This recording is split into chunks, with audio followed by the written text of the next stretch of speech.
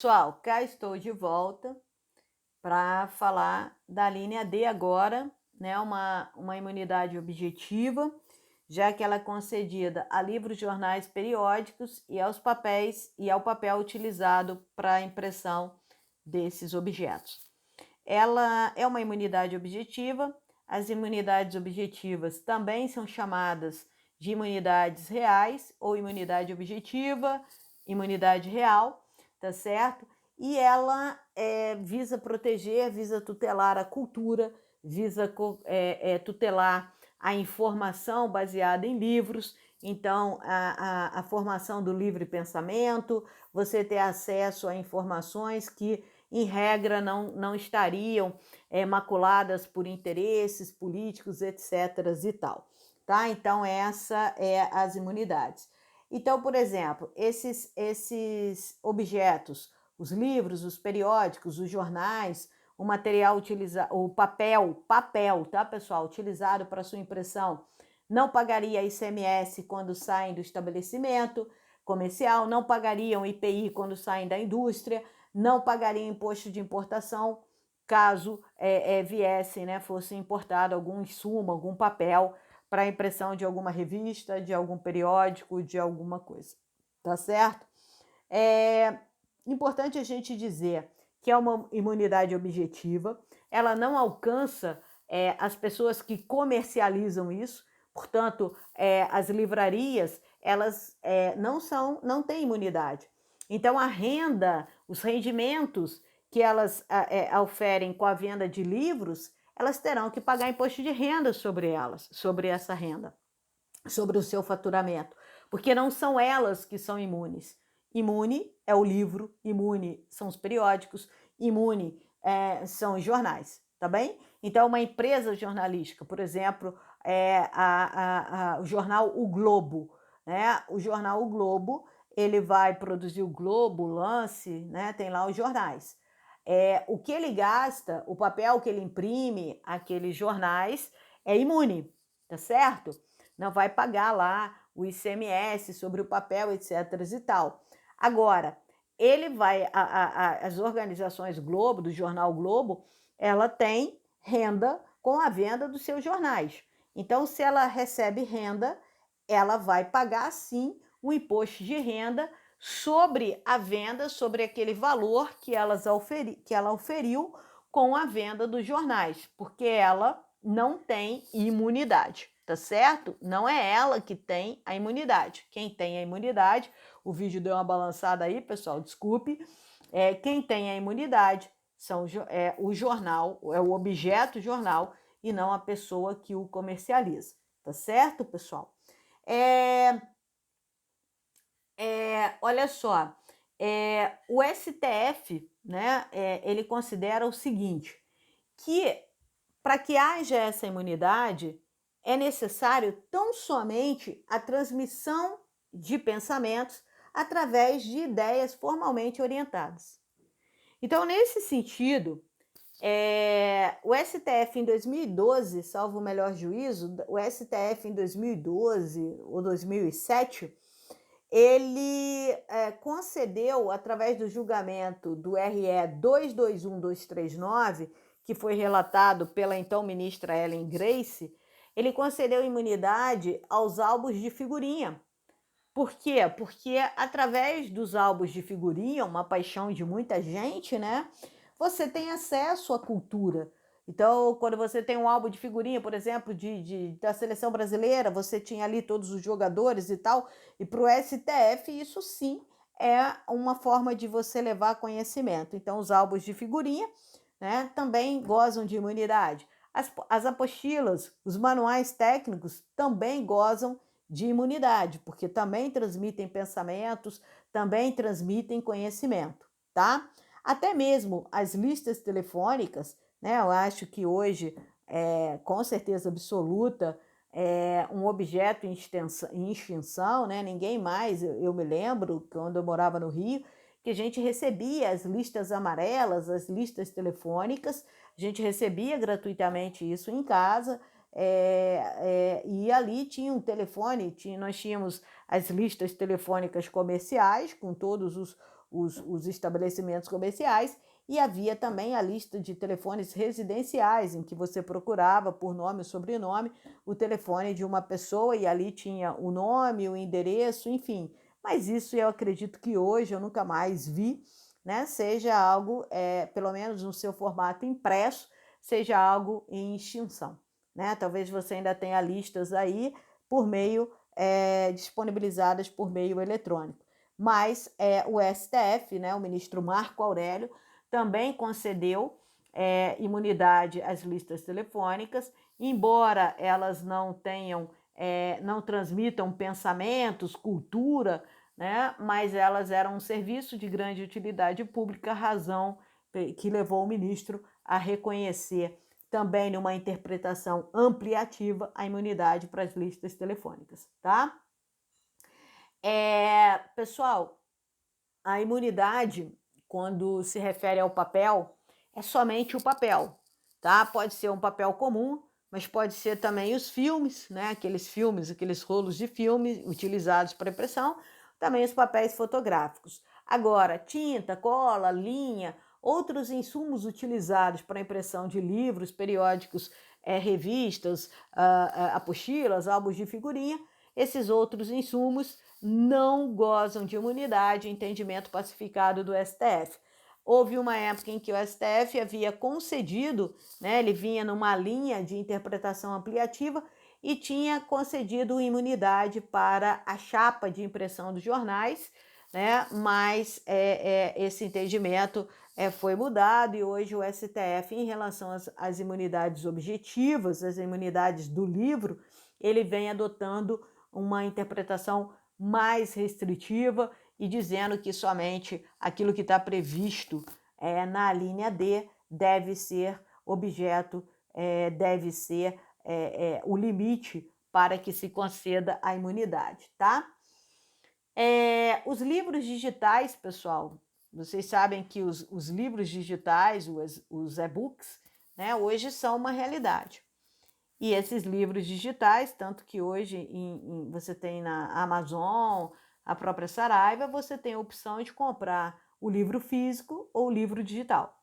E esses livros digitais, evidentemente, também são uma forma de você transmitir pensamento, de você levar a cultura, e talvez, né, dentro de muito pouco tempo, a gente não tenha mais os livros impressos, né? Não à toa que muitas livrarias tradicionais, antigas, fecharam as portas, né? Lamentavelmente, para mim uma perda irreparável. Eu ainda sou da era do livro impresso, é o que eu gosto, é onde eu me sinto muito mais confortável fazendo a leitura de um livro impresso do que de um livro digital.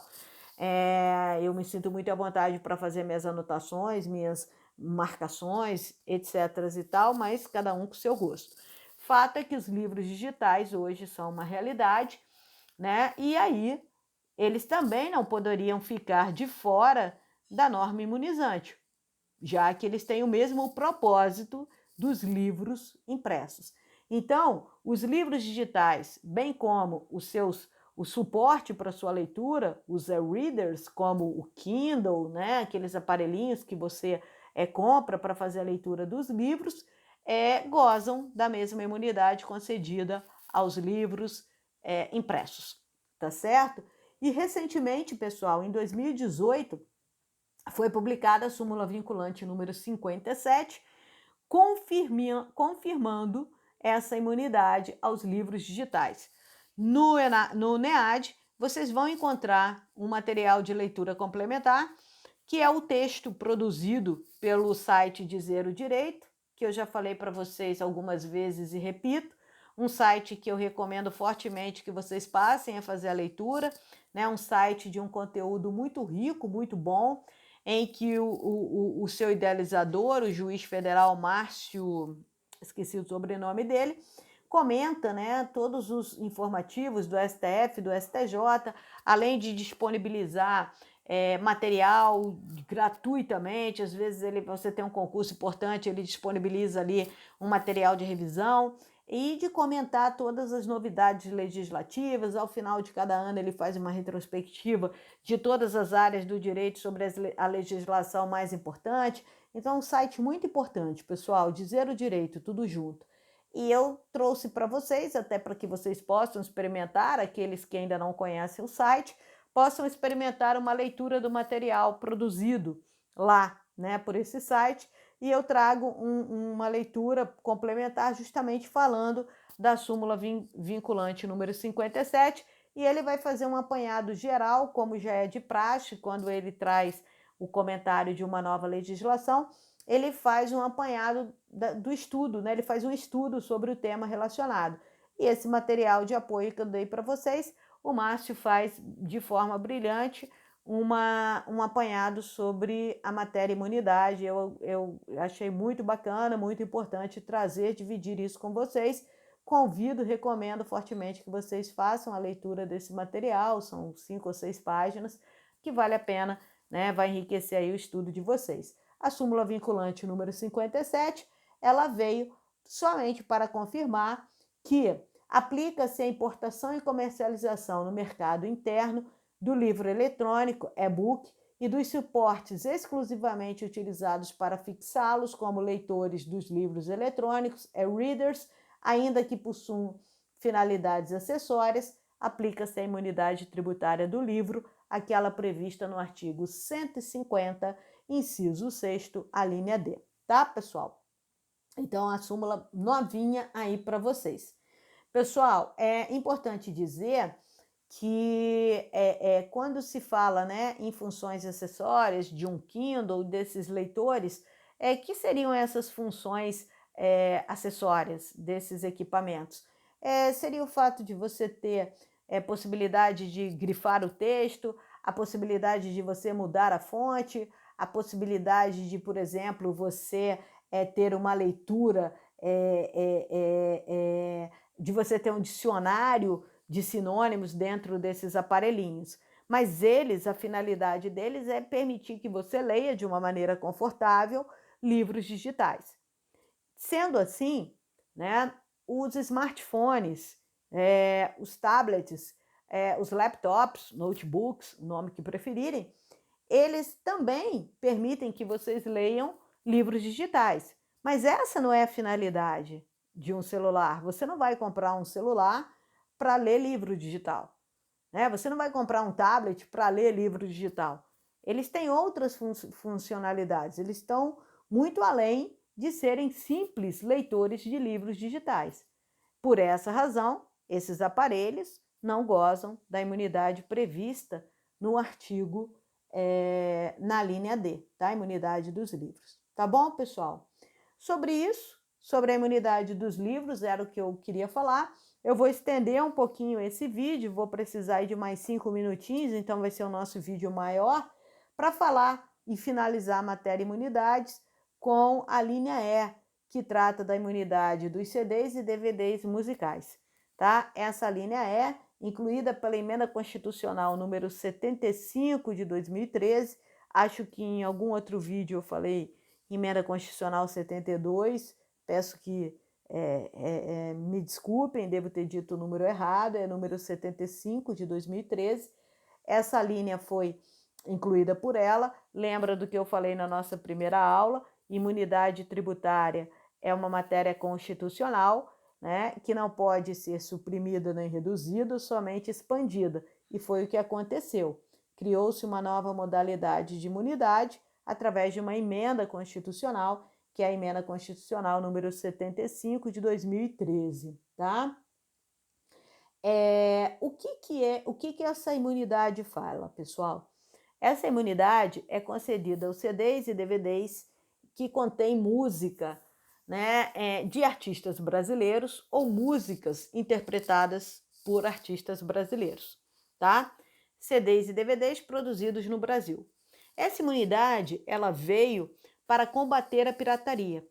Buscou-se dar essa imunidade para baratear o preço dos CDs e DVDs de músicas de artistas brasileiros, tá certo? Ou de obras em geral interpretadas por artistas brasileiros, para combater a tão odiosa pirataria, né? Que impede aí que os artistas ganhem os seus direitos autorais, etc. e tal. Então, esse foi o intuito da criação da imunidade da música. E ela vai dizer, pessoal, que todos os fonogramas, né? Então a gente tem aqui, eu vou ler para vocês, a linha D. A linha E, fonogramas e videofonogramas musicais produzidos no Brasil, contendo obras musicais ou literomusicais de autores brasileiros e ou obras em geral, interpretadas por artistas brasileiros, bem como os suportes materiais ou arquivos digitais que os contenham, salvo na etapa de replicação industrial de mídias ópticas de leitura laser. Então, pessoal, na verdade, quais são os requisitos? O que a gente tem que saber? O que é um fonograma musical? Fonograma musical, você vai encontrar a definição do que é isso, não na Constituição, mas na Lei 9.610 de 98, que é a Lei dos Direitos Autorais.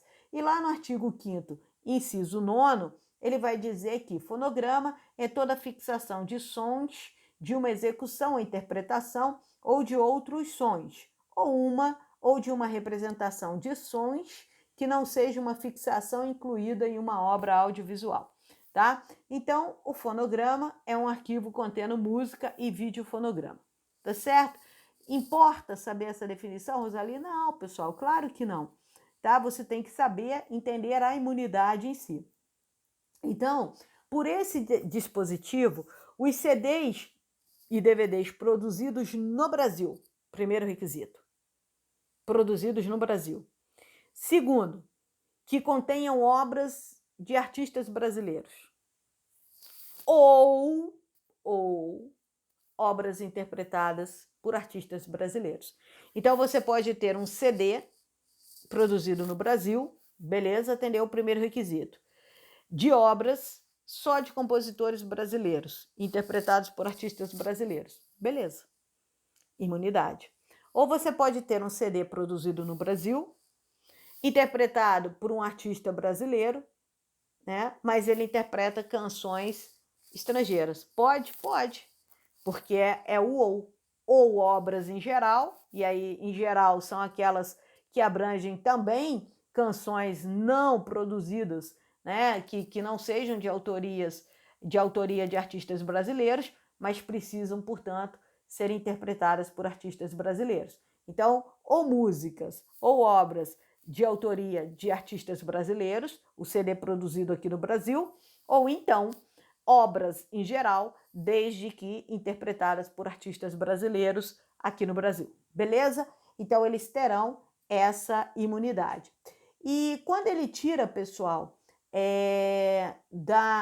eles tiram a fase final ali, né, a parte final do artigo, que diz que no momento da replicação dos CDs e DVDs de música, quando vai produzir os disquinhos que de fato vão ser colocados à venda no mercado, não haverá imunidade. Por quê?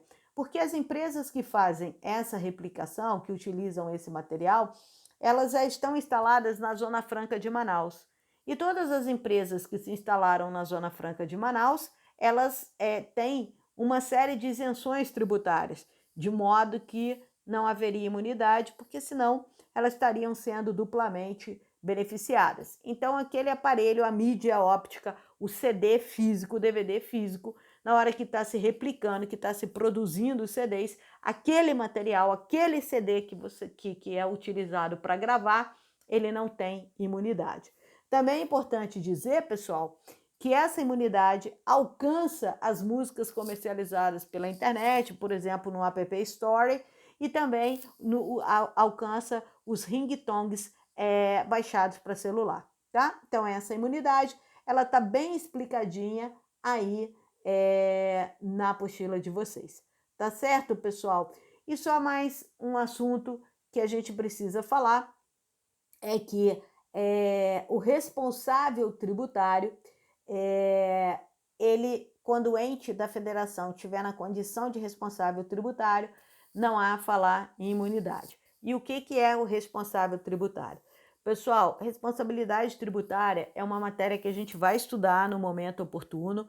Talvez vocês estudem essa matéria no 9º período, quando a gente estudar processo tributário. Mas a imunidade tributária em simples palavra, você tem o contribuinte de direito que tem que pagar um tributo. E a lei vai atribuir a uma terceira pessoa o dever de recolher esse tributo, tá certo? Quem paga é o contribuinte e a lei define uma terceira pessoa como responsável por recolher e repassar para o ente. Vou dar um exemplo só para vocês entenderem. O empregador, né? O empregador, ele tem a responsabilidade de descontar dos seus empregados o INSS. Quem paga o INSS é o empregado. Então, você recebe o teu contra-cheque com desconto de INSS lá. Mas a lei obrigou o empregador a fazer esse desconto e repassar para a União o valor. Então, nesse caso, o empregador é responsável. A lei atribuiu a ele a responsabilidade de descontar dos seus empregados aquilo que é devido a título de INSS e repassar para a União. Então, o empregador é um responsável tributário. Tá? Isso a gente vai ver que a responsabilidade tributária é uma matéria imensa, mas que a gente vai estudar no momento apropriado. O que é importante dizer é que quando um ente, né, ele está na figura de responsável, ou seja, tem a responsabilidade dada por lei de recolher o tributo e repassar, não há falar em imunidade. Por que não? Porque, na verdade, não é o ente que está pagando. Quem está pagando é o contribuinte de direito. O ente apenas recolhe e repassa. Então, não é o empregador que paga a cota de INSS devida pelo empregado. A gente sabe que o empregador ele tem que também pagar uma parcela do INSS. Mas aquela cota que ele desconta do salário do empregado, quem está fazendo o pagamento é o empregado. Então, não há que falar em imunidade sobre isso, tá? Então, é o que está dito para vocês aí no artigo 9º, parágrafo 1º do CTN. Mas não se preocupem, eu apenas trouxe isso porque guarda relação com a matéria imunidade, mas na nossa aula online eu explico melhor isso para vocês.